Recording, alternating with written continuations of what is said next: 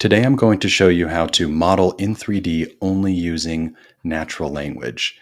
This workflow is super exciting, so we're going to connect Claude with Rhino3D using the Model Context Protocol, or MCP.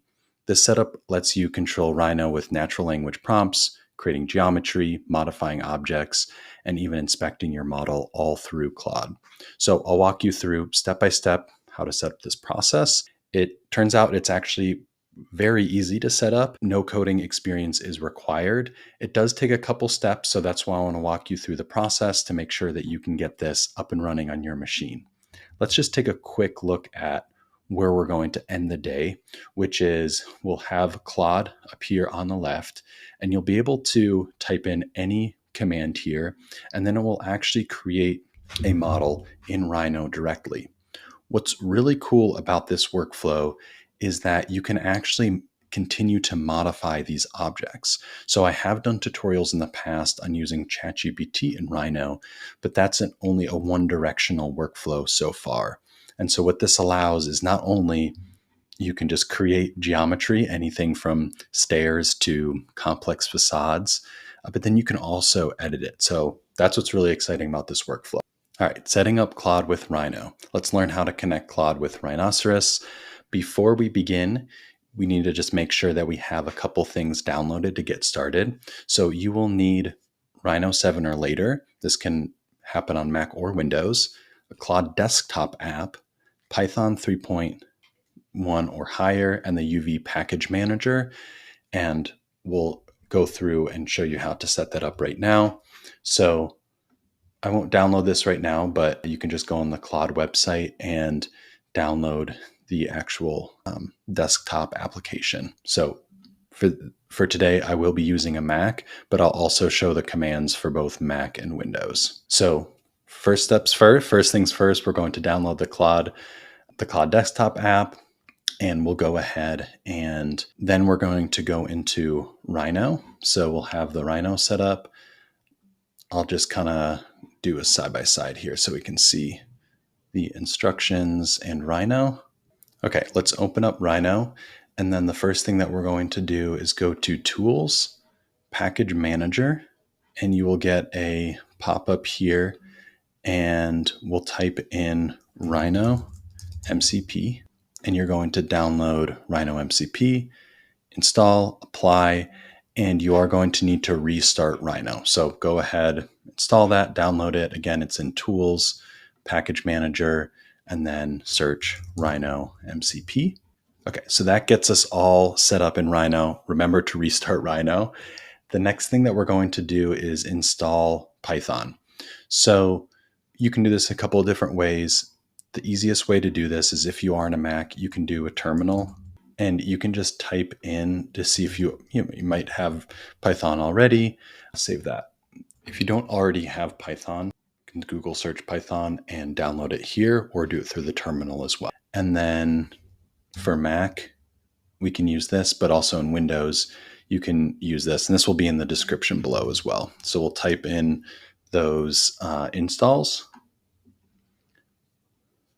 And this should have already, I guess I needed to update it anyways. So there we go.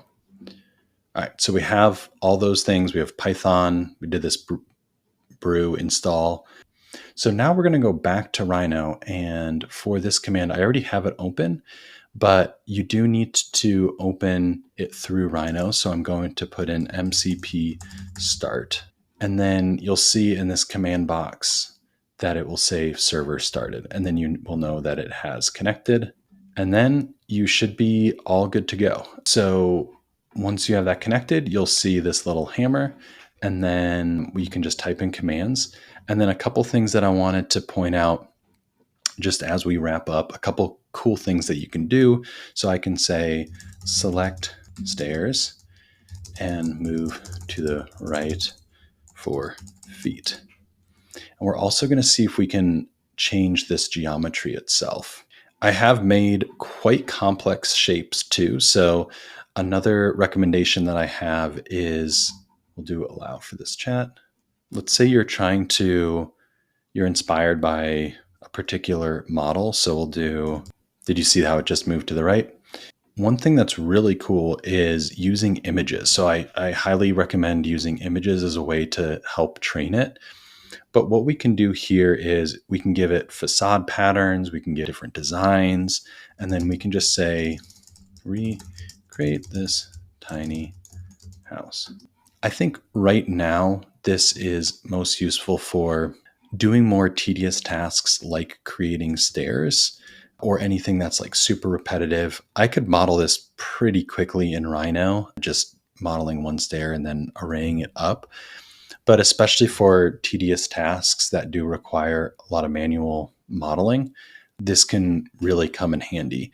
It's not going to model geometry perfectly. It's still, relatively limited. So just keep that in mind. But if you give it some images and some inspiration, once you have this model, as you know, I love to, it even have the siding here. So that's really nice that it already had the siding. So again, that would be a tedious task to model all those items. So that's really nice seeing that. And then once you have this geometry, I'm not sure what happened over there. Oh, it added a tree. That's kind of fun. That was that, trying to get that shading structure right. So actually what I can do is just move this shading down, do something like that. So that's pretty close. And I like that it modeled the siding. What's cool is like this is completely editable geometry. So not only can I move this, but I can also, I can extrude, and then I can scale this thing. I can select an edge here and make a bigger overhang. Like there's still a lot of flexibility. So you could just get some initial design ideas out. And then after that, just start playing and having fun with it. You can see that even, just with a simple kind of generation, then you can just have a lot of fun from there. So it's really up to you what you want to do with this thing. All right. So super short tutorial. I hope you found this helpful. Happy to discuss more about this. My overall take is that this is just absolutely incredible. And I really like that you can work back and forth between Claude and Rhino. This is just really impressive overall. All right. Hope you enjoy.